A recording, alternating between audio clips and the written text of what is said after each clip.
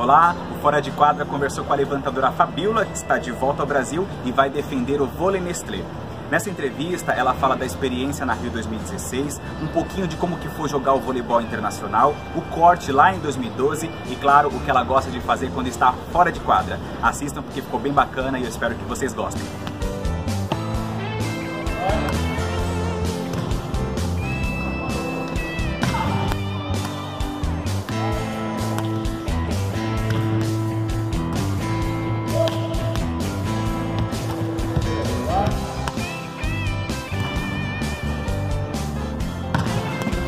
Eu jogo vôlei desde os meus 11 anos, desde os 11.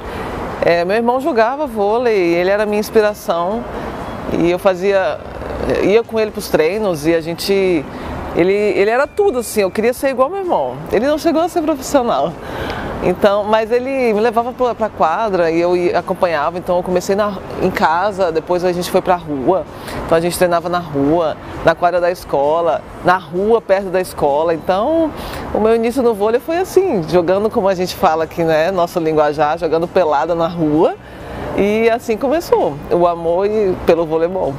E aí fui fazendo testes, fiz testes em Brasília, né? Fiz testes no SESI de Taguatinga, depois eu fiz testes na Força Olímpica, e aí ali na Força Olímpica mesmo foi onde tudo começou, onde eles investiram, né? Onde eles nos deram todo o suporte para que a gente pudesse treinar, e dali foi onde eu joguei a minha primeira Superliga. Fui atacante na seleção infanto, fui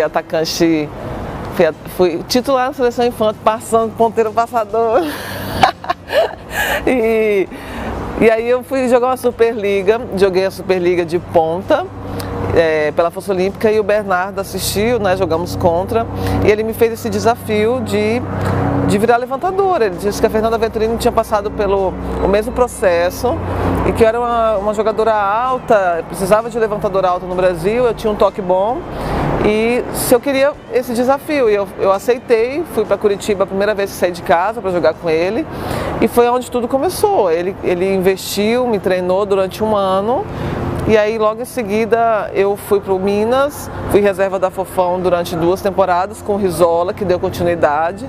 Então assim, são pessoas que acreditaram nesse processo. E aí surgiu a Fabiola levantadora. Ele é a melhor ponteira passadora ou melhor levantadora? Então, não, melhor levantadora. Eu passava direitinho, sabe, eu tenho um fundo de quadra bom, mas eu fui só até ali, juvenil ali no máximo, atacando, né? Depois, daí pra frente, só levantando. E eu tô muito feliz de retornar para Osasco, né? Foram 3 anos aqui que eu conquistei muitas coisas e fui muito feliz, né? Passei muitas coisas aqui, então aqui foi uma escola. E uma casa também, né? Eu acho que nós conquistamos aqui grandes amigos e as portas ficaram abertas, então acho que por isso que eu estou retornando. E eu tenho um carinho muito grande pela torcida, né? Por todos que trabalham aqui em Osasco, aqui no vôlei Nestlé. E lógico que a responsabilidade é muito grande, até porque eu não estou substituindo qualquer jogadora. É a levantadora da seleção brasileira, campeã olímpica, né? Então eu tenho um carinho muito grande pela Dani e estou vindo com uma responsabilidade grande, sim, porque ela é uma grande levantadora e vou tentar fazer o meu melhor, vou fazer o meu trabalho da melhor forma para que o time consiga alcançar, né, grandes títulos e campeonatos, e eu quero poder fazer o meu melhor para a equipe. E aqui foi o meu primeiro título jogando de titular na Superliga, né? Então assim, aqui eu ganhei campeonato mundial de clubes pela primeira vez. Então assim, são coisas que marcaram a minha vida e que não tem como tu apagar isso, né? Isso fica para a história. Então assim, eu estou muito feliz porque aqui eu conquistei grandes títulos. Uma estrangeira, levantadora, então assim...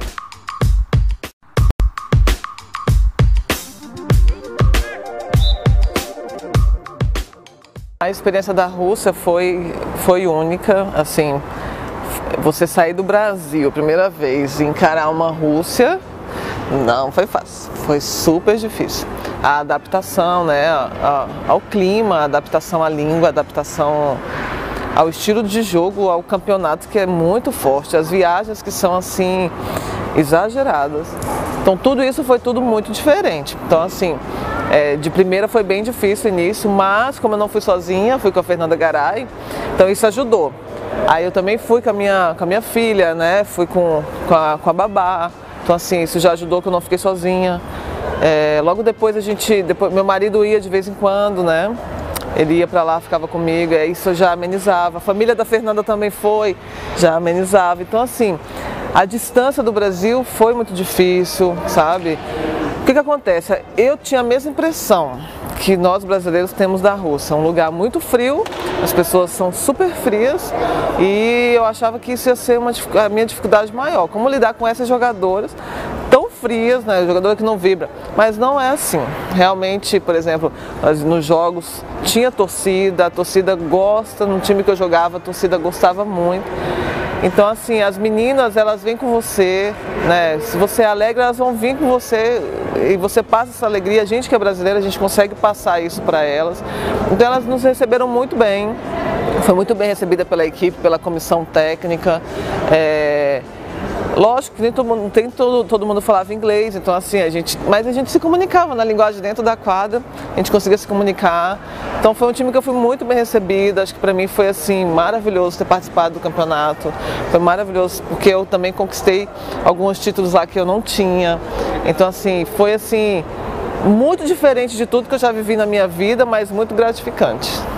Eu ganhei a Tchev, que era um campeonato que eu não tinha jogado, e ganhei a Copa Russa, que já há muitos anos o Krasnodar não tinha ganhado, e eu fui MVP do campeonato, uma estrangeira, levantadora, então assim, isso nunca aconteceu comigo, de ganhar MVP num campeonato tão forte quanto aquele.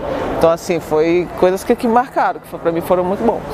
Então na Suíça foi uma temporada um pouco diferente, né? Um campeonato não tão forte, um campeonato mais fraco, né? Só que a Suíça é um país super lindo, então assim, foi mais tranquilo, você não viajava tanto,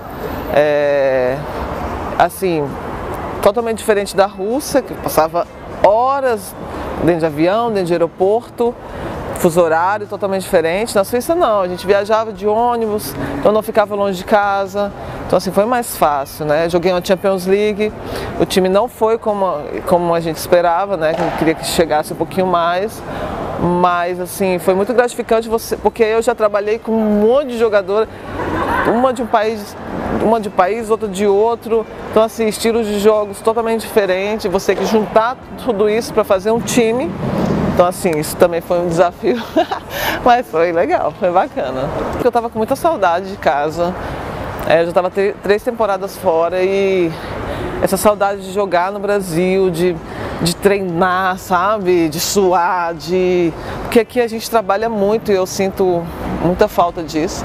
Eu tô com uma bebezinha pequena e pra mim já estava difícil, foi difícil essa temporada por ela ser muito bebê, então você cuidar de criança longe do Brasil não é fácil, você sendo atleta, então assim, eu optei por trazer a minhas 2 filhas para o Brasil, para poder ficar também um pouco mais perto dos meus pais, para eles não perderem esse crescimento dela. E eu queria voltar a jogar, treinar forte, sabe, a jogar Superliga de novo e por isso que eu quis voltar também.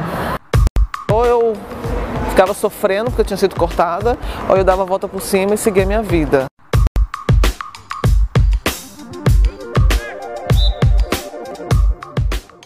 Aconteceu, assim, ela veio, que realmente era vontade de Deus que ela viesse, mas a minha primeira sim foi programada, eu parei remédio e logo em seguida a Andressa veio, essa não, até porque eu estava de contrato fechado na Rússia, contrato renovado, quando eu descobri a gravidez eu já estava na Suíça, mas eu já estava grávida na Rússia, eu não sabia, entendeu? Então assim, foi assim, pra mim foi muito louco, porque você vê, eu trabalhei o ciclo inteiro e o meu sonho sempre foi jogar uma Olimpíada. Na verdade, o meu sonho é ganhar uma medalha olímpica, né? E aí, de repente, eu grávida, eu falei, meu Deus, o que eu vou fazer? Acabou, não vai dar certo, acabou.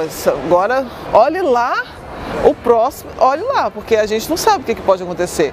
Eu poderia, por exemplo, não voltar mais a jogar, né? Eu não sabia o que ia acontecer, eu só sabia que eu estava grávida e que com 9 meses ela ia nascer. Então, assim, foi tudo um turbilhão, porque eu entrei em contato com o Zé para avisar. Aí nós conversamos, eu expliquei para ele, né, que tinha acontecido, eu não tinha o que fazer, era uma gravidez. E que eu estava feliz, mas que o futuro estava nas mãos de Deus, né? E aí assim ficou. Aí as coisas foram acontecendo depois, né? Em janeiro ele entrou em contato, então assim, como eu tenho um histórico de volta de gravidez, a minha primeira filha que eu voltei muito rápido, então ele achava que eu poderia também voltar da mesma forma na minha segunda. Aí eu disse que eu não sabia, 10 anos a mais, então assim, não sabia que o meu corpo ia reagir, não sabia se eu ia conseguir, mas eu aceitei o desafio, então, e aconteceu o que aconteceu. A minha filha nasceu no tempo certo, de parto normal, eu trabalhei todo esse período para poder voltar. E consegui voltar, isso para mim foi uma grande vitória. Ser cortada faz parte da vida de um atleta, entendeu? Eu fui cortada em 2012, talvez naquele momento ele achou que não estava preparada para jogar uma Olimpíada. Foi difícil para eu entender, eu custei a entender, eu custei a superar isso. Então assim, foi uma fase muito difícil porque eu abdiquei de muita coisa para aquele momento. E aquilo ali também foi para mim assim, uma fase importante. Ou eu ficava sofrendo porque eu tinha sido cortada, ou eu dava a volta por cima e seguia minha vida, entendeu? E eu decidi dar a volta por cima e seguir minha vida, ir atrás dos meus sonhos, independente do corte. E assim segui, tanto que fui convocada outras vezes e não neguei. Fui para a seleção, fiz meu trabalho, continuei até conseguir chegar à Olimpíada, que foi em 2016 no Rio de Janeiro. Não para a revanche de nada, não para mostrar nada, mas era o meu sonho, isso era independente de qualquer coisa.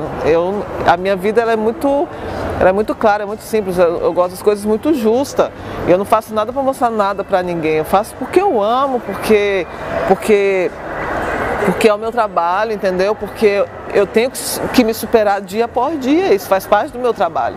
Então, assim, eu acho que os anos seguintes ao corte demonstraram que, independente de qualquer coisa, eu estava focado num objetivo que era a Olimpíada, que era o meu sonho, que é o voleibol, é o meu trabalho, é a minha profissão. Então, isso tá assim, não existe nada assim que eu fale para você, para as pessoas, eu fiz isso para mostrar. Não fiz, eu fiz isso por um sonho. Quando você começa a lembrar de como o time estava, como estava o grupo, como estava a alegria do grupo, não dá para acreditar que aquilo ali aconteceu, não dá, porque o time estava muito focado, estava todo mundo muito feliz. Assim, a torcida brasileira parece que entrava dentro da gente, assim, sabe, quando eles torciam, era um negócio surreal, sabe, essa Olimpíada dentro do Brasil. Então, eu não tenho como te dizer assim, o que faltou.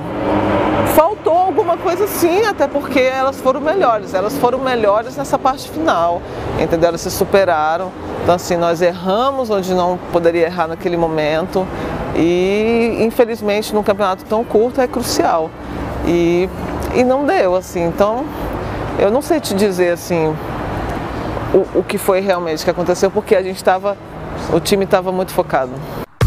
Não fecha as portas para a seleção brasileira não, né?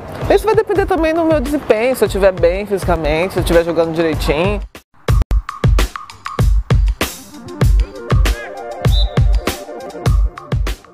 Eu tenho um carinho muito grande, um respeito muito grande pela Fofão, porque o início da minha carreira, ela foi a minha referência, entendeu? Então eu fiquei em reserva dela, assim, treinando, só observando como ela agia dentro da quadra, sabe? A forma dela falar, a forma dela liderar. E isso foi fundamental, assim, para o meu crescimento depois, sabe? Para dar continuidade à minha carreira como levantadora. E depois tive a oportunidade de trabalhar com ela na seleção brasileira, então eu tenho ela, assim, como referência, uma pessoa que eu tenho um carinho muito grande e com certeza é meu ídolo, sim, a Fofão. Eu sou pastora, né?